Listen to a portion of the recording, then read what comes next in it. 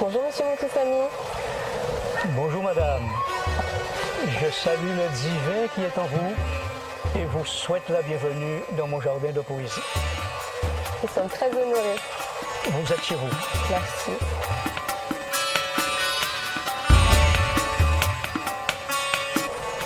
Vous avez un magnifique jardin. C'est un jardin qui n'est pas né aujourd'hui.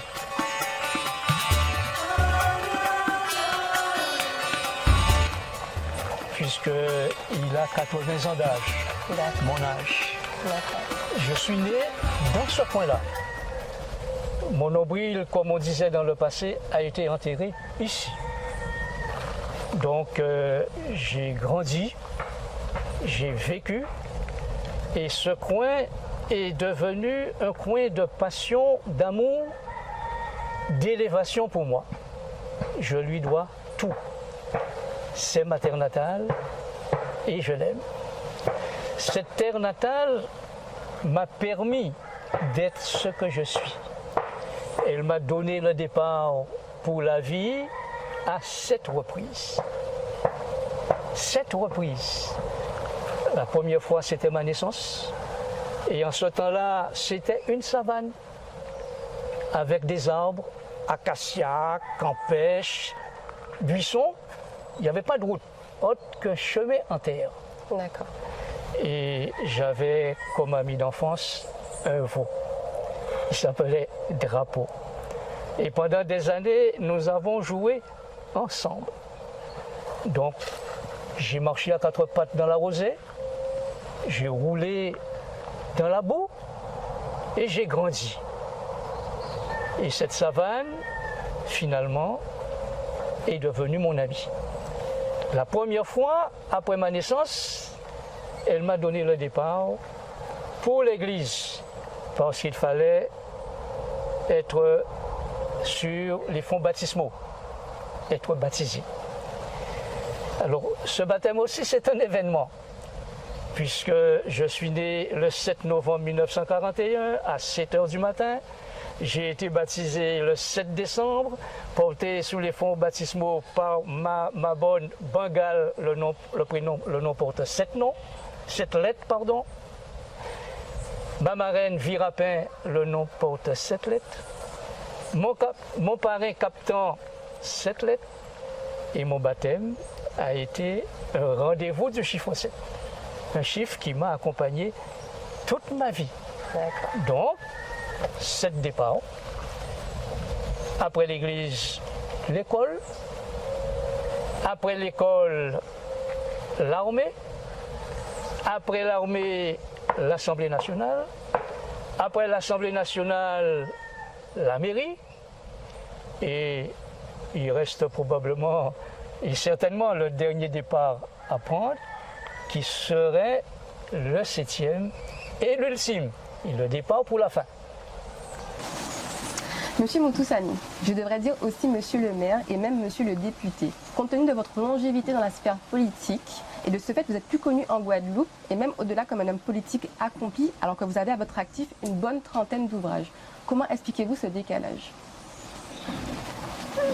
Vous savez, en classe de terminale mathématique, le professeur de philosophie, Yvan Le Borgne, à l'époque, nous a dit que c'est la politique qui mène le monde et il n'y a que la politique pour changer le monde. Ce n'était pas tombé dans l'oreille d'un sourd. Le fils aîné d'une famille analphabète que je suis, ce jour-là, a pris la décision de s'engager dans le combat politique parce que les injustices m'étaient insupportables. Et c'est ainsi que je me suis engagé très rapidement et par malheur pour moi, je me suis trouvé en face de l'homme politique le plus puissant de la Guadeloupe, ancien conseiller de l'Union française, ancien sénateur, président du Conseil général, maire de Saint-François, et le combat a été très difficile. Mais dans ce combat-là, j'avais presque tout contre moi, y compris les médias, parce que mon discours était d'essence communiste. Et alors, au lieu de parler de l'homme qui écrivait, puisque j'avais compris très tôt qu'un homme politique doit écrire, que l'écriture doit accompagner l'homme politique, parce que l'homme politique c'est la parole, mais l'écriture reste. Donc j'écrivais et je poussais à écrire. Et les médias qui parlaient de l'homme politique, parfois, mais refusaient systématiquement de parler de l'homme d'écriture que j'étais, parce que dans la tête des uns et des autres, en parlant de moi comme quelqu'un qui écrit, ça m'aiderait à livrer mon combat politique. Et donc, j'ai été ignoré, marginalisé, censuré. Et pour prendre deux exemples, professeur au collège de Saint-François, j'ai poussé et initié une de mes classes dans la réalisation d'un recueil de poésie qui a participé à un concours international de l'Académie de Lutèce à Paris. Une délégation composée du principal, M. Anzala, et de 2 élèves s'est rendue en France pour recevoir le prix pris en charge par l'éducation nationale. C'était une première en Guadeloupe, ça ne s'est jamais répété au niveau de la presse, le néant. Tout simplement, si on avait parlé de cet événement dans les années 67, je crois, dans l'esprit des uns et des autres, ça contribuerait à asseoir mon autorité politique. Deuxième exemple, j'ai publié mon premier roman, Il pleure dans mon pays, en 1980. Et à 2 reprises, le service public officiel d'audiovisuel m'a donné rendez-vous au Morne Miquel pour présenter l'ouvrage. À chaque fois, ils ont trouvé un prétexte pour ne pas m'enregistrer et présenter l'ouvrage qui n'a jamais été présenté. Ces 2 exemples montrent bien que l'écriture n'avait pas de place chez moi parce que j'étais un opposant politique au système.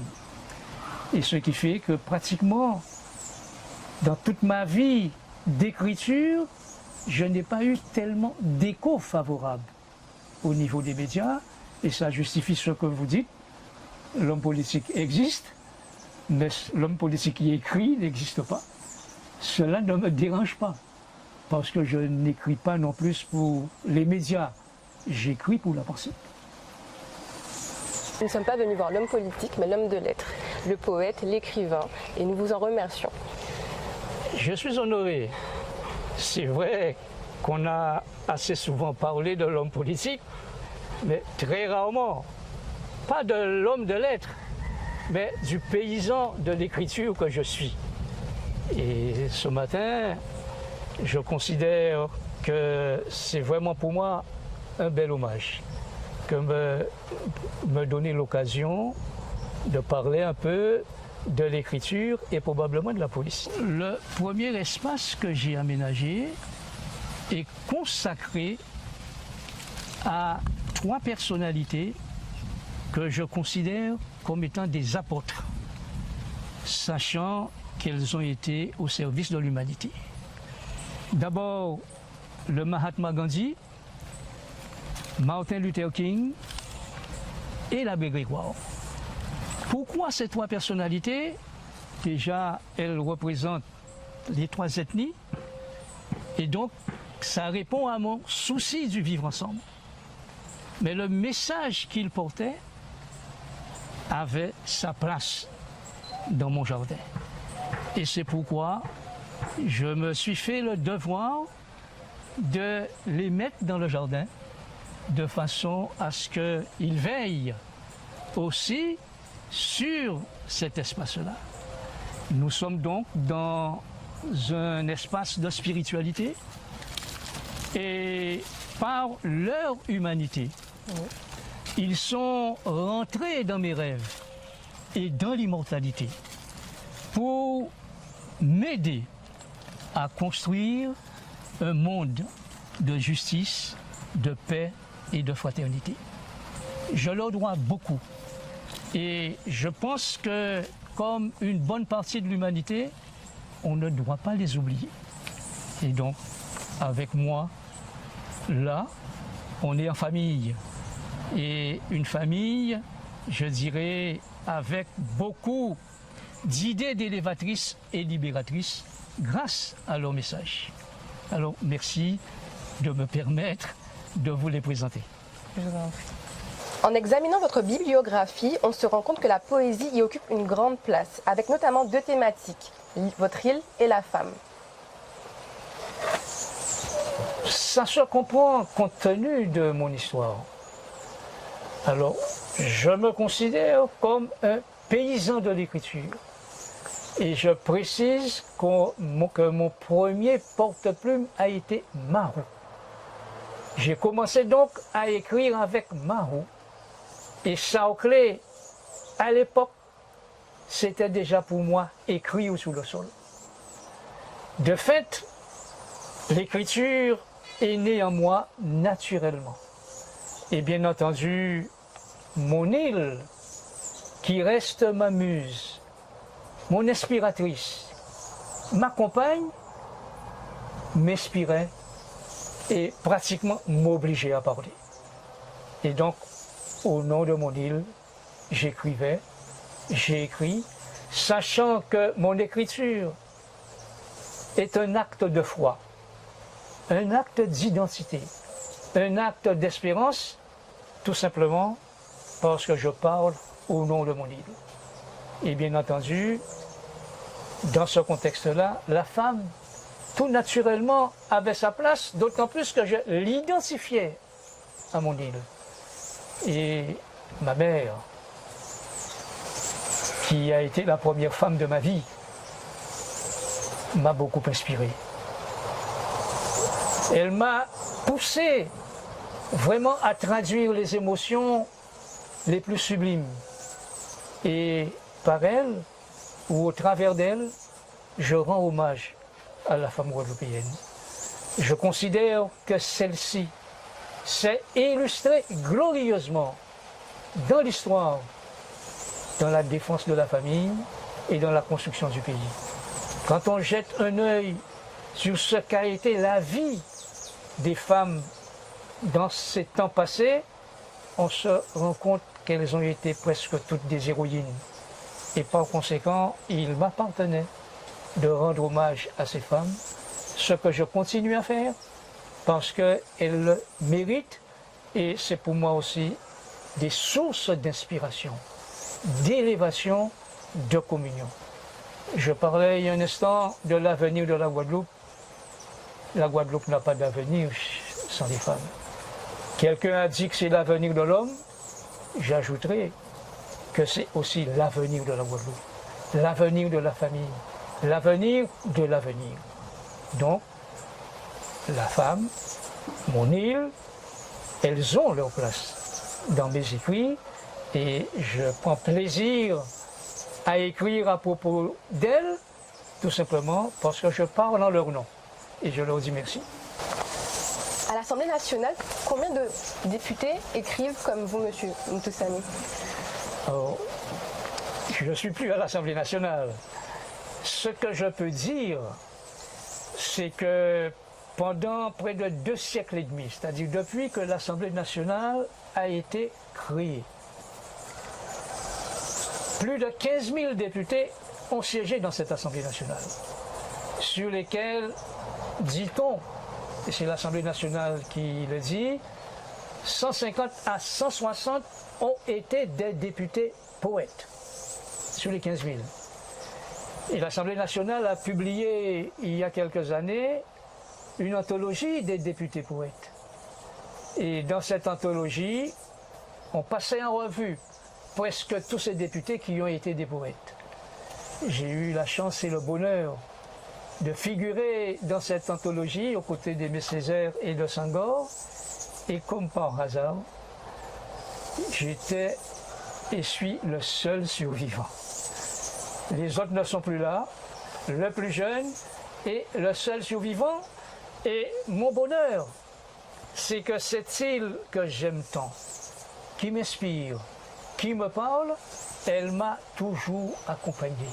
Tant et si bien qu'à l'Assemblée nationale, elle a été présente.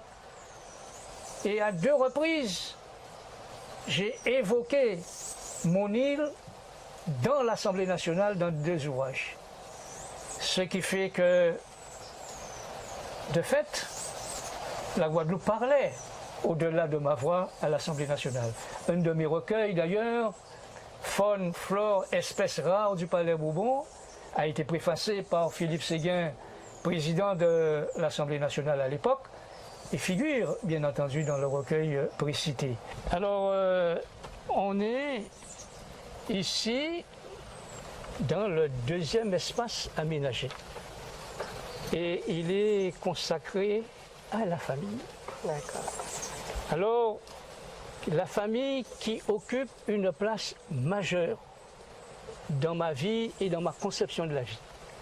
La famille, sublime rendez-vous, bouquet de bonheur et d'espérance. La famille, signature divine, fleur de lumière et de bonheur.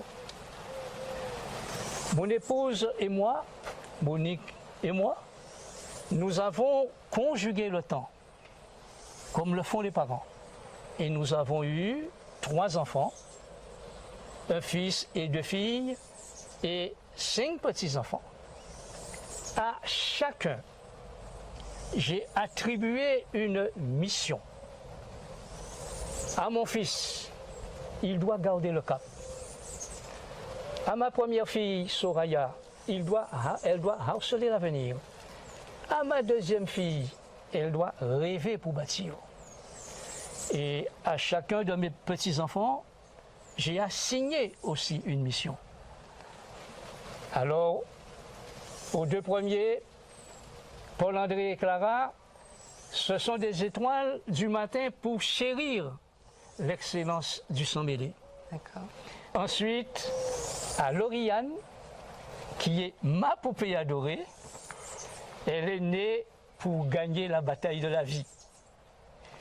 Après, à Lou, qui est pour moi une divine merveille, tombée du ciel, mais pour ramasser la lumière.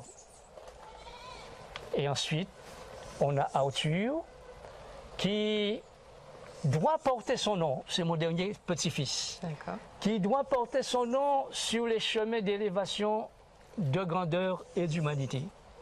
Je veux qu'il soit mon bâton de lumière et, comme on dit ici, mon bâton de vieillesse. Si vous regardez bien, la famille, je l'ai encadrée par 2 images. Un arbre à cœur, composé de 7 cœurs et cette flamme, cette lumière, car je considère la famille comme étant une lumière pour le monde et pour l'humanité. Par conséquent, elle avait sa place dans ce jardin et je suis heureux que cette symbolique soit là. Parce qu'avec ça, on rentre quand même dans une sorte de pérennité des valeurs. Merci pour la famille. Je vous en prie. Quelle place occupe l'Inde dans cette identité? Avez-vous des pratiques hindouistes? L'identité guadeloupéenne est importante pour moi et pour le peuple guadeloupéen. Sachant que ce pays doit évoluer. S'il est sans âme, s'il est sans identité, il ne peut pas évoluer. La chance qu'il a, c'est de capitaliser des éléments identitaires constitutifs de sa personnalité venant de partout. Parce que la Guadeloupe est fille des 4 points cardinaux, est fille de 4 continents. La Guadeloupe, c'est une racine de sang mêlé. La Guadeloupe, c'est vraiment une fumée d'encens irradiant sur le monde entier. Et j'ai considéré qu'il était donc de mon devoir d'assurer la présence de cette Guadeloupe. Alors, cette identité, constituée par l'apport culturel des 4 points cardinaux, effectivement fait une place à l'indianité. Et envers et contre tout, je remercie l'histoire d'avoir permis à l'Inde d'être présente ici, présente par sa spiritualité, notamment, car l'espace rural traumatisé autrefois par l'esclavage, a eu la chance de connaître cette présence hindouiste au travers d'un nombre considérable de chapelles qui, dans le paysage, assuraient la présence de la spiritualité. Donc cette dimension spirituelle de l'indianité est importante. Au-delà, il y a la dimension culturelle, parce que mon nom Muthuswamy a une connotation quand même indienne. Et de fait, cette présence-là contribue à enrichir l'indianité, à enrichir l'identité de notre peuple. Et cette identité aussi se traduit dans tous les domaines, notamment dans les rapports de l'homme avec l'élevage, avec le travail. Et si l'élevage connaît un grand succès aujourd'hui, en partie, c'est grâce au rapport qui existe entre l'homme et l'animal, et notamment la vache et le bœuf. Et l'élevage bénéficie de cette attention. Mes parents, par exemple, conduisaient la charrue et l'attelage en sifflant. On évitait le fouet pour effectivement que les relations de respect et d'estime entre les animaux et eux demeurent. Et l'indianité, dans l'identité de la Guadeloupe, c'est aussi bien sûr la cuisine, et notamment le colombo, qui est devenu un plat national guadeloupéen, dans lequel tous les Guadeloupéens se reconnaissent et que l'on aime déjeuner utilisé. Donc l'apport de l'Inde, l'apport de l'indianité dans l'identité guadeloupéenne n'est pas négligeable. Et je pense que notre devoir, c'est de valoriser tous ces apports, que l'on entende plus souvent la conque de l'ambi, que l'on entende aussi le piano et le violon, que l'on entende le ka, que l'on entende le matalon, mais tout ça dans un concert guadeloupéen de musique du vivre ensemble. Parce que notre bonheur, notre chance, c'est avec cette identité constituée de ces apports, nous nous trouvons dans un pays où vit un peuple immense. La Guadeloupe, c'est un petit territoire géographiquement, mais c'est un pays immense par sa culture, par ce qu'elle représente à l'échelle du pays, mais aussi à l'échelle internationale.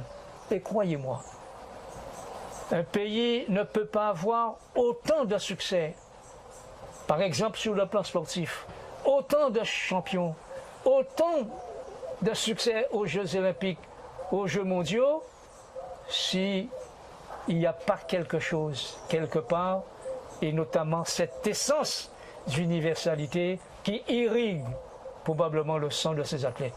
Je crois que cette richesse-là, qui fait de nous ce que nous sommes, et notamment ces héros, sur tous les plans, il faut la porter. Il faut essayer de la valoriser et prendre conscience qu'elle existe. Parce que souvent, elle est négligée, banalisée. En tout cas, notre identité, fille des 4 points cardinaux, de 4 continents et de tant de cultures, constitue la lampe lumineuse qui doit nous permettre d'avancer sur le chemin de la libération, de l'élévation, de la fraternité et du vivre ensemble. On peut l'assimiler à une résilience guadeloupéenne. C'est le fruit d'une résistance. C'est le fruit d'un combat entre l'homme et tout ce qui pouvait dominer. Et je pense que c'est le fruit de l'histoire. Quoi qu'on dise, il y a eu l'esclavage, il y a eu l'engagisme des Indiens, il y a eu tout ça. Mais au fond, s'il n'y avait pas eu ces choses-là, ni vous ni moi peut-être on ne serait pas là. Alors prenons l'histoire telle qu'elle est, mais surtout ne la subissons pas. Faisons d'elle ce que nous aimerions que nos ancêtres soient et que l'avenir soit de nous.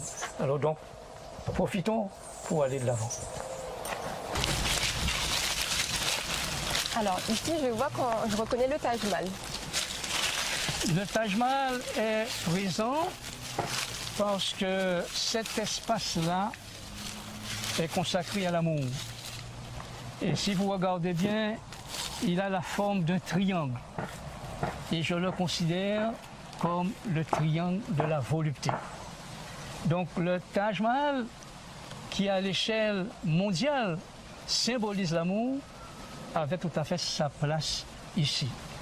Mais au-delà de cette valeur symbolique, j'ai voulu vraiment, pour illustrer la volupté, en représenter ces symboles.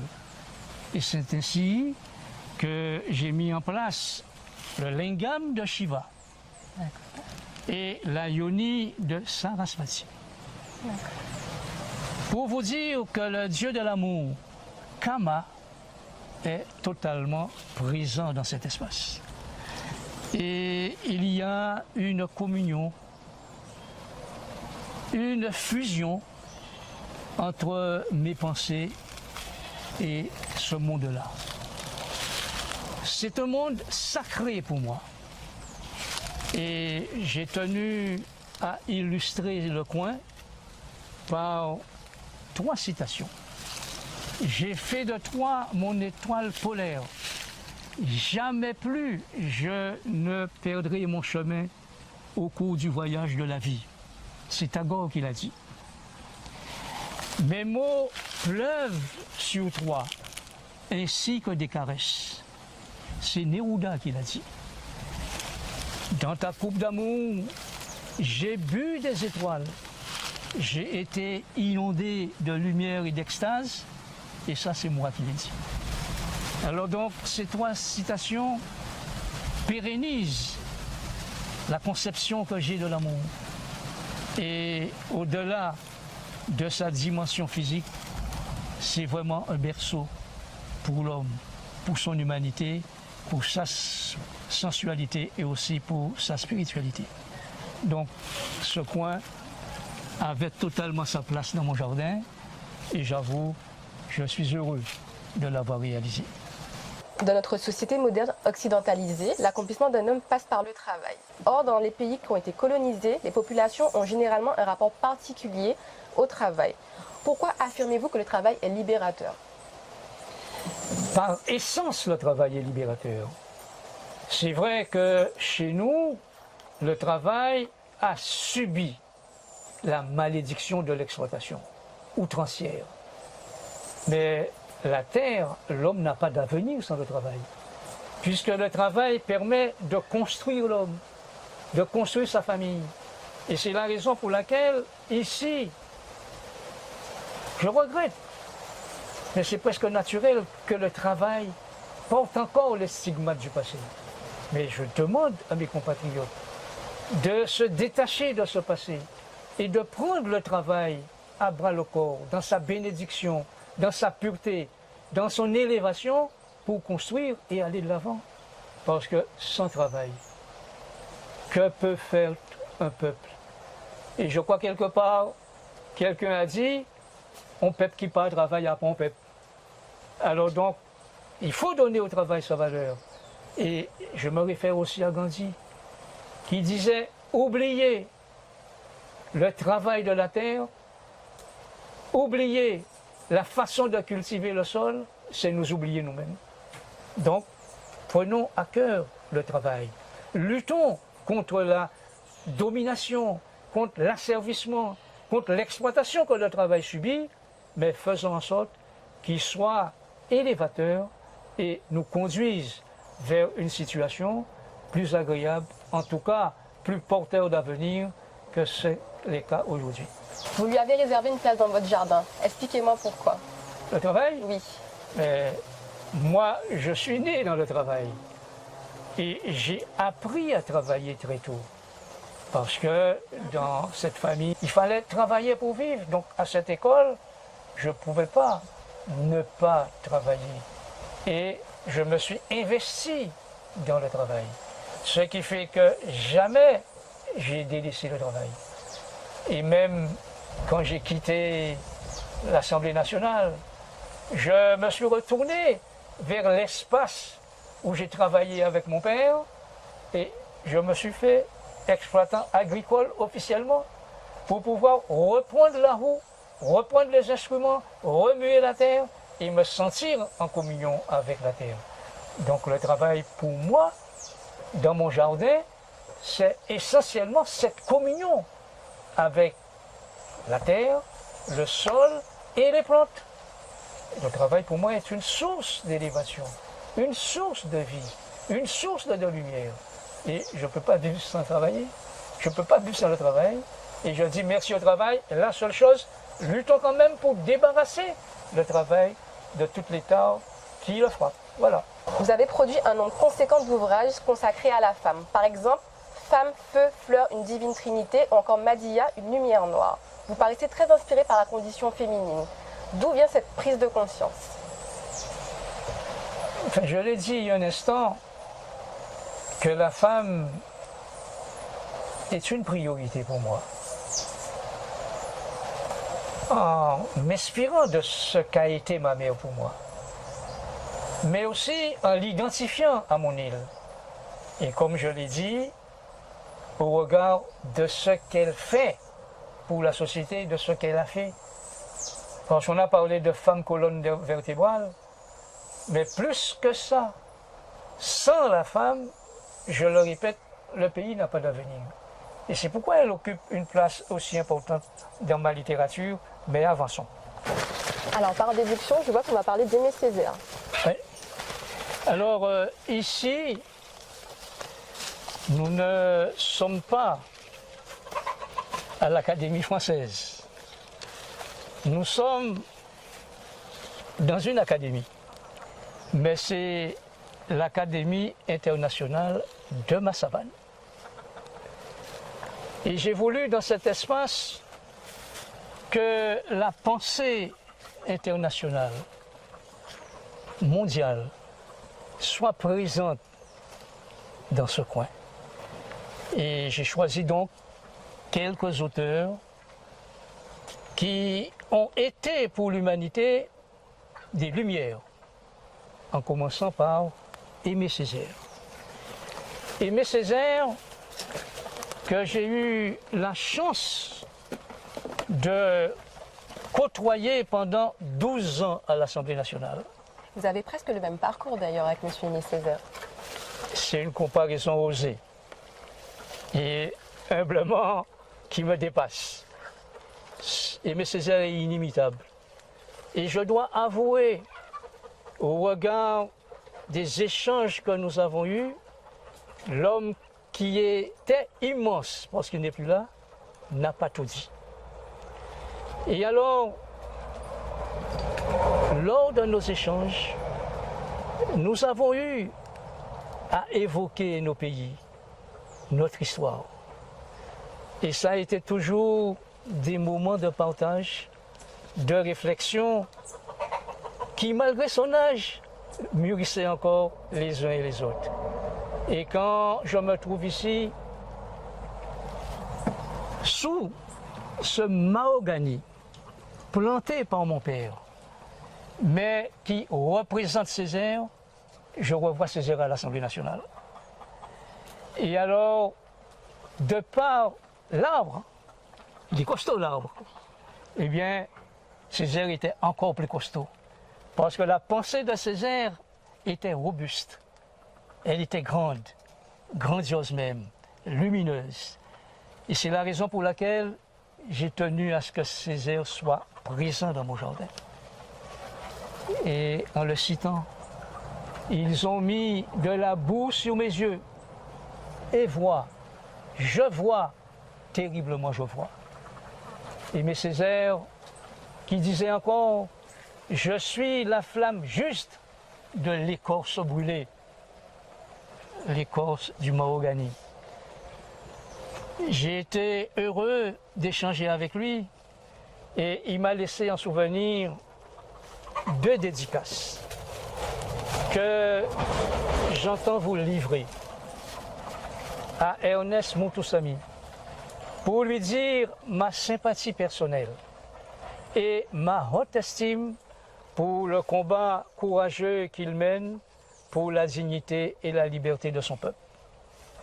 Et ensuite, à Ernest Moutoussamy, plus qu'exégète, poète, et par la poésie découvreur d'une amitié et d'une plus profonde connivence. merci. Aimé Césaire. Il ne me restait qu'à adorer l'homme.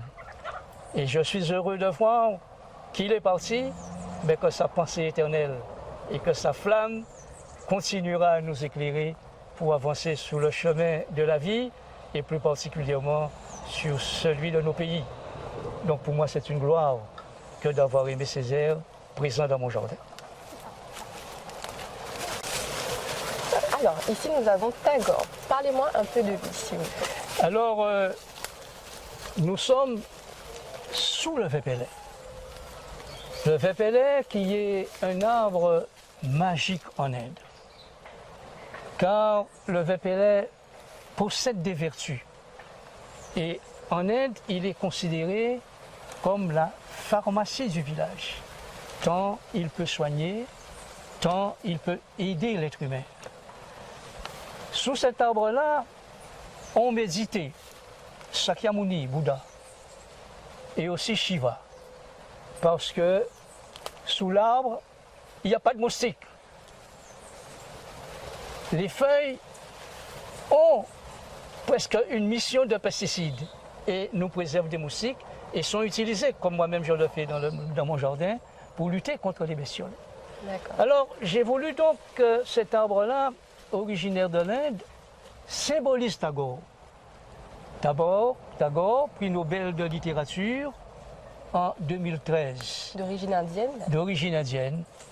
Et chez Tagore, dans son village natal, Santiniketan, on se retrouvait en plein dans l'universalité du monde. Son engagement aux côtés de Gandhi pour l'indépendance de l'Inde m'a aussi fasciné. Et j'ai voulu que Tagore, représentant qu'il est de l'Inde, de la civilisation indienne, soit présent dans mon jardin de poésie. Et c'est pourquoi je l'ai identifié à l'arbre qui m'est le plus cher de l'Inde, c'est-à-dire le vépélet. Donc, Tagore est présent. Et j'ai aussi, pour lui, beaucoup de pensées, beaucoup d'attention. Et je me permets de dire un petit mot qu'il a écrit. Où que se dirigent mes pas, tu es là et tu distribues tes bienfaits autour de moi. Toujours devant mes yeux, je vois ton visage. Que je le perde de vue et je perds le sens. Et pour peu que mon cœur soit tenté de s'égarer, un seul regard de toi le fait rougir de ce détour. À qui il s'adressait? Peut-être pas au vépélet, mais j'imagine à un être cher. En tout cas, cette pensée profonde m'a profondément touché et j'ai tenu à accompagner Tagore de cette pensée-là.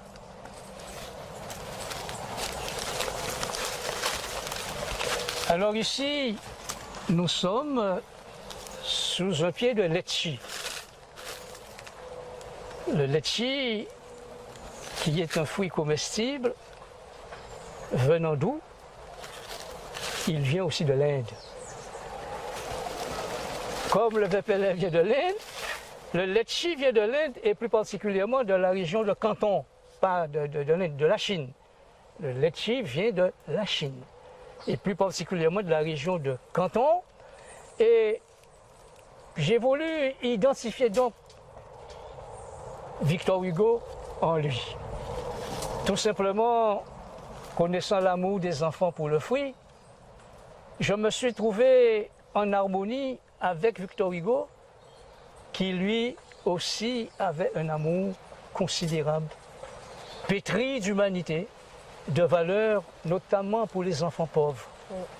Car une fois par semaine, il invitait ses enfants de son village, des dizaines d'enfants, à déjeuner avec lui. Et c'était un repas d'humanité, de partage. Alors, connaissant, Victor Hugo est immense, mais connaissant cet aspect de l'homme, j'ai pensé qu'il était souhaitable que Victor Hugo soit présent dans mon jardin est identifié par le Letchi.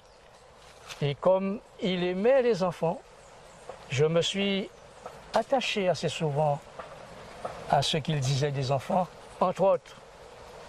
Et peut-être vous le connaissez, il disait « Chaque enfant qu'on enseigne est un homme qu'on gagne. Chaque enfant qu'on enseigne est un homme qu'on gagne. » Donc raison, motivation pour nous pousser à nous investir en faveur de l'enfance. D'ailleurs, il a même écrit Les Misérables. Alors, il est immense son œuvre. Il est immense son œuvre et j'avoue que je prends beaucoup de plaisir à lire Victor Hugo, mais le temps souvent manque parce qu'il est immense. En tout cas, cette immensité, je suis heureux de la voir présente dans mon jardin au travers de cet arbre qu'est le litchi qui vient de Chine. En dépit de vos nombreuses productions littéraires, vous vous considérez comme un paysan de l'écriture. Je trouve que c'est une drôle d'expression. L'écriture, pour moi, je le répète, c'est un acte de foi. Mon écriture n'est pas une œuvre artistique, parce que je ne suis pas un artiste. Je suis un paysan de l'écriture. Et en tant que paysan de l'écriture, je fais parler mon écriture au nom de mon pays, au nom du travail, au nom du peuple guadeloupéen. Et cette parole-là, elle ne supporte pas tellement les contraintes de vocabulaire, de littérature, elle veut être libre. Et c'est la raison pour laquelle, en tant que paysan de l'écriture, je m'exprime surtout, mais avec une totale liberté. Sachant que mon écriture, c'est le sang, c'est la sève, c'est la sueur de mon pays, du peuple guadeloupéen. Et ces éléments-là n'admettent pas de frontières. Donc l'expression doit être totalement libre. Et compte tenu que mon premier porte-plume a été ma roue et que j'ai été aussi un bon travailleur de la terre, puisque je tenais bien le coutelas, je maniais bien la roue, et bien mon porte-plume, à l'image de ces deux outils, me donne des résultats qui sont quand même appréciables. Et j'écris beaucoup, parce qu'étant paysan de l'écriture, j'écris, vous le savez, depuis que j'ai quitté ma vie publique, près de 3 heures par jour, tout le temps, 1er janvier au 31 décembre. Et j'écris, notez-le bien, de ma main. Je n'utilise pas de machine. Je n'utilise pas de clavier. J'écris avec une pointe bic et j'ai des corps au doigt. Parce que c'est une façon pour moi de communiquer au mieux avec ceux qui m'entourent. Et du jour où je ne pourrai plus tenir la pointe bic ou le porte-plume, je cesserai d'écrire. Parce que c'est des mondes qui tombent. C'est la nature qui est au rendez-vous. Donc je cesserai d'écrire parce que mon écriture, c'est l'expression de l'identité, c'est la parole de tout ce qui m'entoure, des êtres vivants comme des êtres inanimés. Par conséquent, je suis un paysan de l'écriture, je revendique ce titre-là, mais pas un écrivain. Je ne suis pas un écrivain parce que je n'ai pas l'art qu'exige justement l'écrivain pour pouvoir produire des œuvres rentrant dans cette lignée. Alors là, nous avons l'art oratoire que vous avez représenté par Maryse Condé. Alors, Maryse Condé est une grande dame pour qui j'ai beaucoup d'admiration, que je respecte beaucoup. Je l'ai symbolisé par l'arbre à pain, un arbre qui répond à notre faim souvent, comme Maryse Condé répond à notre faim de lecture et d'écriture. C'est une grande dame de notre histoire, et particulièrement de notre histoire littéraire. J'ai appris que prochainement, elle devrait recevoir le prix Sino del Ducat. Je crois que c'est mercredi prochain. C'est une vraiment grande récompense, méritée pour elle. Et cela suscite chez moi de l'admiration. Et je dis bravo à Maryse. Bravo à ce qu'elle nous laisse, ce qu'elle a fait. D'autant plus que j'ai eu l'occasion de travailler avec elle en 2004 lors du 150e anniversaire de l'arrivée des Indiens. Elle a organisé à Saint-François un colloque international de littérature sur le thème l'Inde et sa diaspora. Ça a réuni des auteurs venant de partout. Et là aussi, j'ai découvert qui était vraiment Maryse Condé. Et alors, en reconnaissance à ce travail accompli, et pour aussi rendre hommage à ce qu'elle a fait, elle est présente dans mon jardin. Elle est là et je souhaite que les Guadeloupéens fassent encore plus de place à Maryse Condé. Et j'imagine, après le prix qu'elle va recevoir mercredi, que désormais les portes du prix Nobel de littérature lui seront ouvertes. En tout cas, bravo Maryse, sous l'arbre à pain, tu es chez toi et tu continueras à répondre à notre fin de lecture et d'écriture. Et merci. Ici, nous sommes sous un sapotillier qui est un arbre d'origine Amérique centrale, mais qui s'est éparpillé dans le monde, notamment en Afrique et en Inde. J'ai souhaité que cet arbre-là symbolise Wole Soyinka. Qui est d'origine nigériane, me semble-t-il. Nigériane. Et qui a été le premier Africain noir à recevoir le prix Nobel de littérature en 1986. Mon bonheur, c'est d'avoir eu l'occasion de l'inviter dans notre commune, à Saint-François, à l'inauguration d'un monument dédié à la mémoire des victimes de l'esclavage que j'avais érigé à Bois-de-Vipar.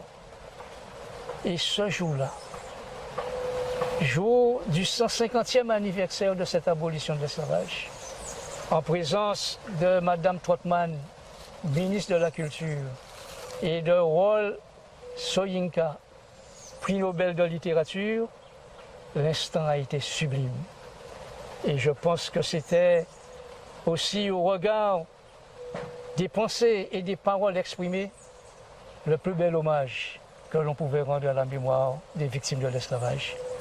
J'ai conservé donc de Wole Soyinka, qui vit aux États-Unis, des souvenirs extraordinaires. Et là aussi, comme Césaire, nous avons eu un instant d'échange, mais sublime. Et quand Wole Soyinka parlait, ce n'était pas lui qui parlait, c'était l'Afrique qui parlait, le passé qui parlait. Et donc, pour traduire ma reconnaissance, il est identifié à ce sapotillier et je lui souhaite l'éternité dans mon jardin de poésie.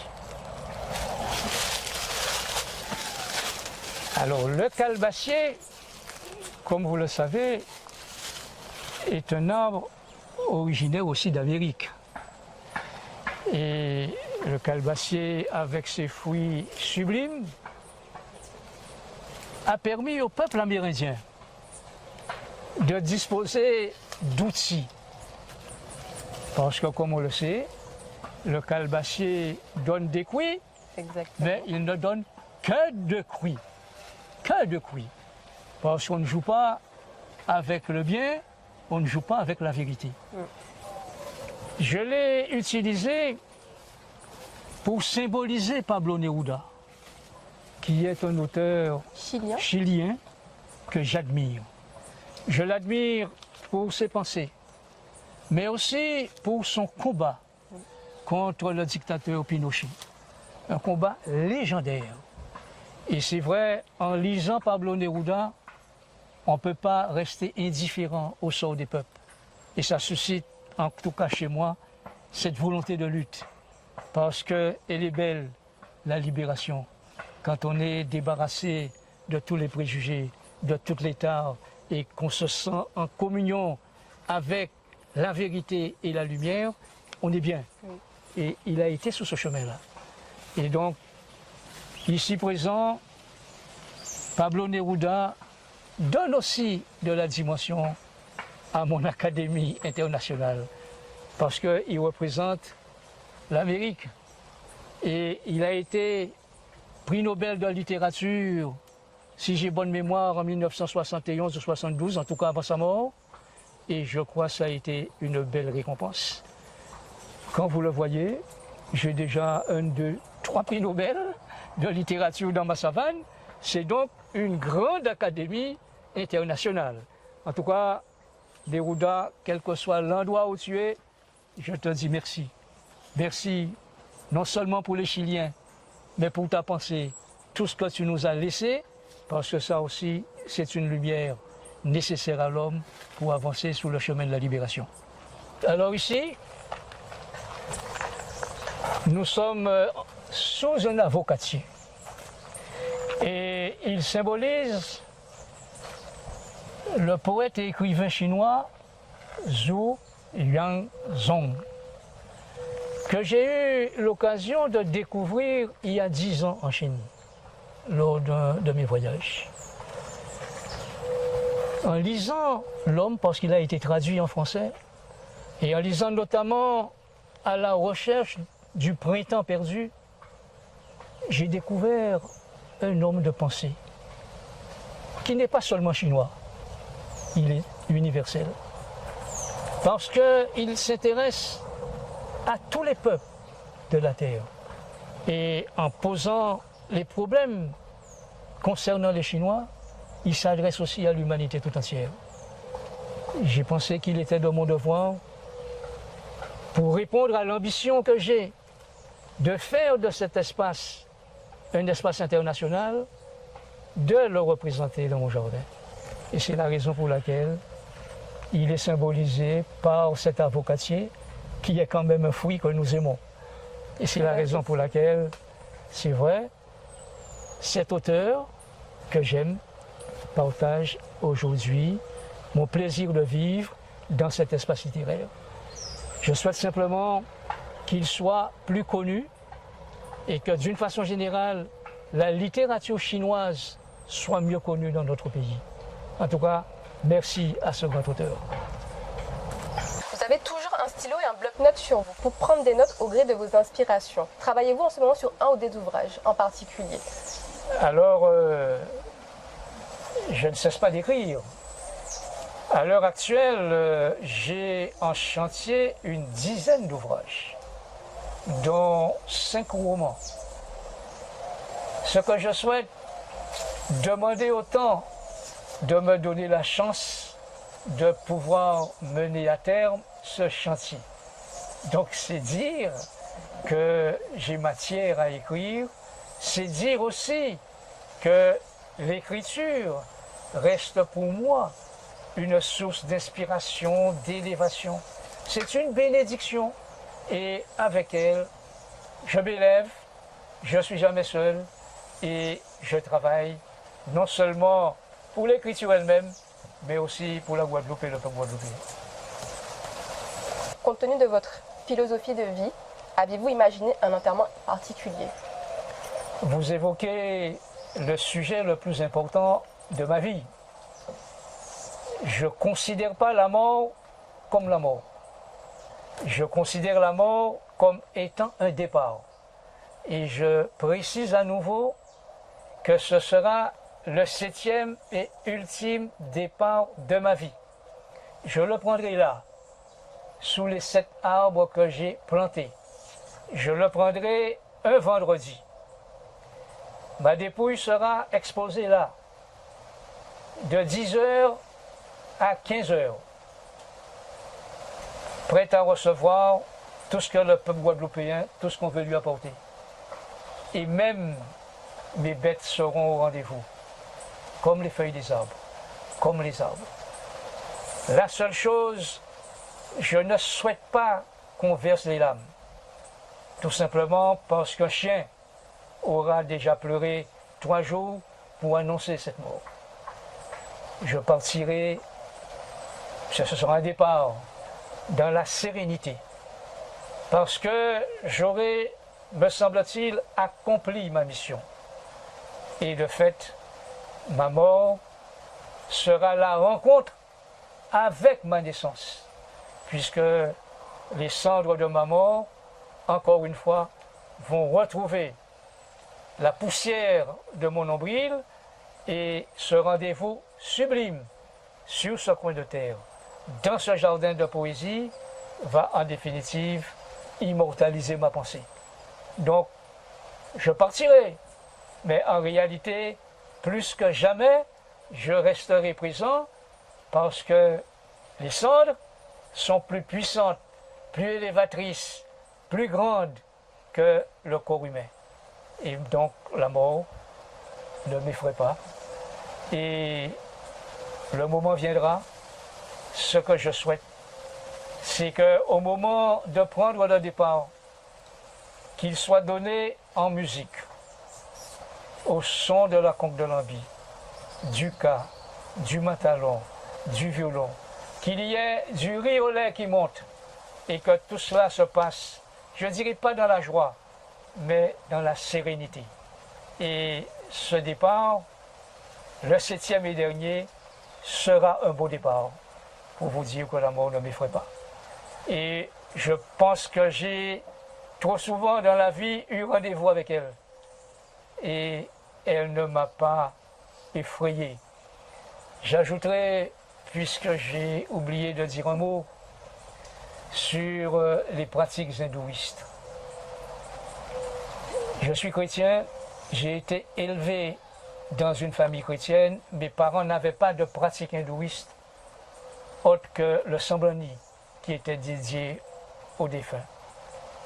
Mais, appelé au service militaire en 1961, je me suis trouvé dans une unité combattante et sur le bateau, nous conduisant en France métropolitaine, le bateau Colombie, après 3 jours, dans la nuit, j'ai entendu une voix qui me disait « Cesse de manger, tu n'auras pas faim. » À 2 reprises, « Cesse de manger, tu n'auras pas faim. » Et c'est la déesse Kali qui te le dit. Je me suis réveillé, ce n'était pas un rêve. Je pense que j'avais bien entendu une voix.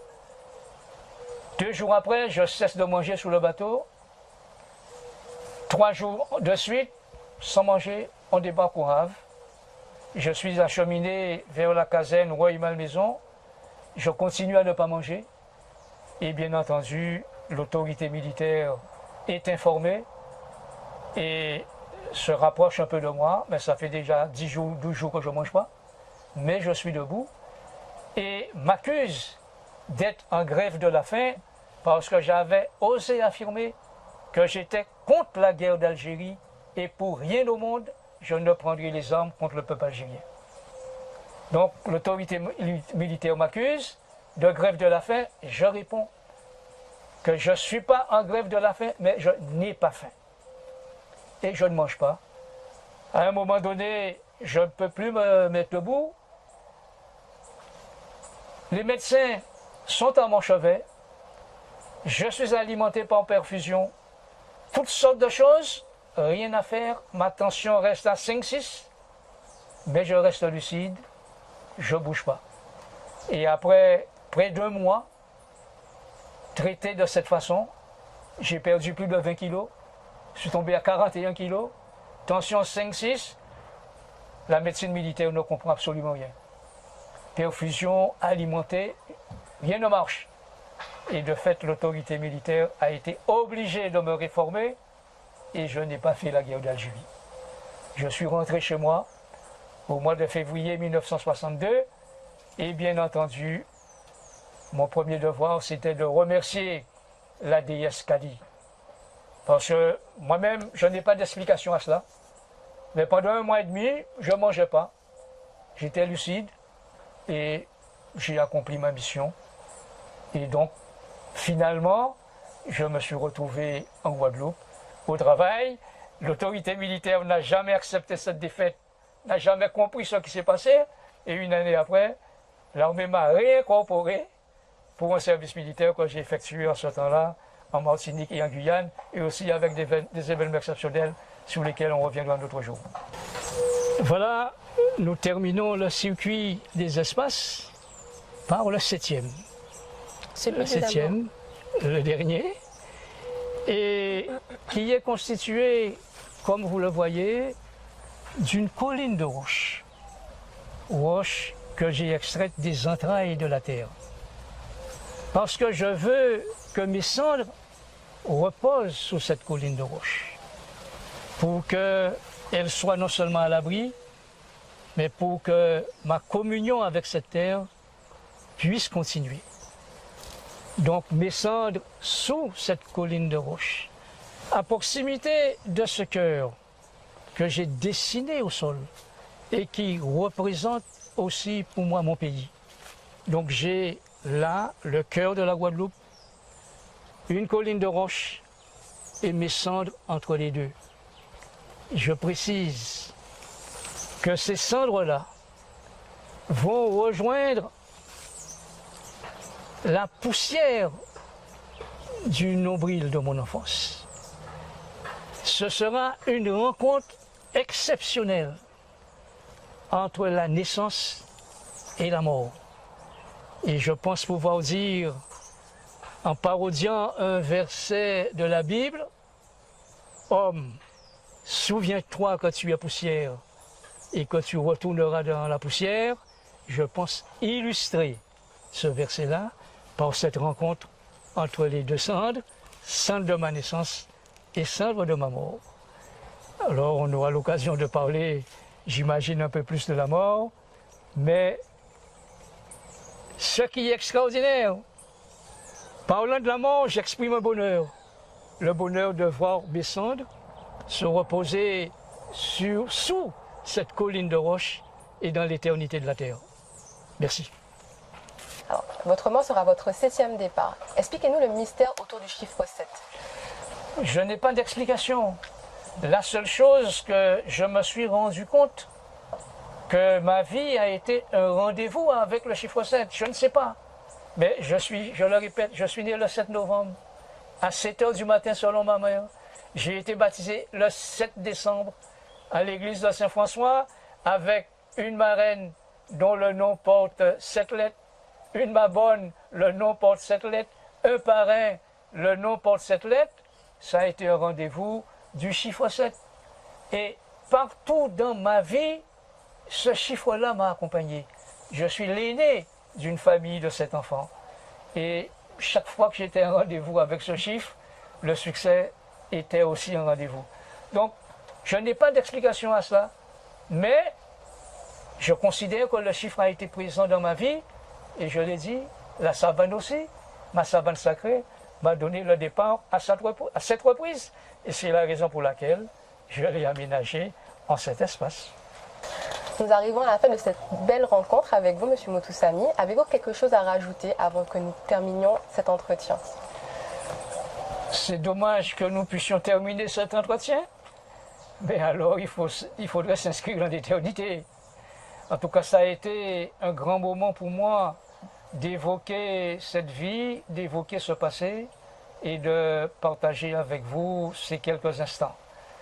C'est inoubliable. Mais vu mon amour pour la poésie et aussi pour cet espace, j'aurais aimé, si vous me le permettez, déclamer quelques vers qui ne sont pas de moi, mais qui sont de Lamartine. Avec plaisir. Et c'est le lac.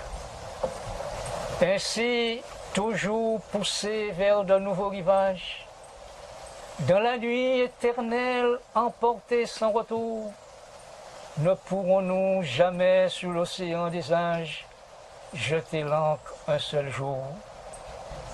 Ô lac, l'année à peine a fini sa carrière, et dans les flots fleuris qu'elle devait revoir, regarde, je viens m'asseoir seul sur cette pierre où tu la vis s'asseoir.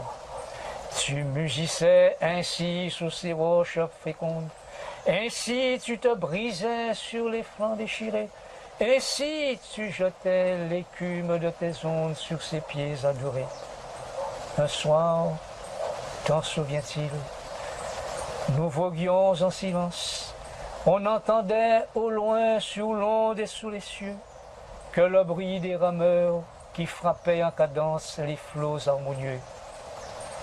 Tout à coup, des accents inconnus à la terre, du rivage charmé frappèrent les échos. Le flot fut attentif et la voix qui m'est chère laissa tomber ces mots. Ô temps, suspends ton vol. Et vous, heureux propices, suspendez votre cours et laissez-nous savourer les plus beaux délices de la vie. Merci.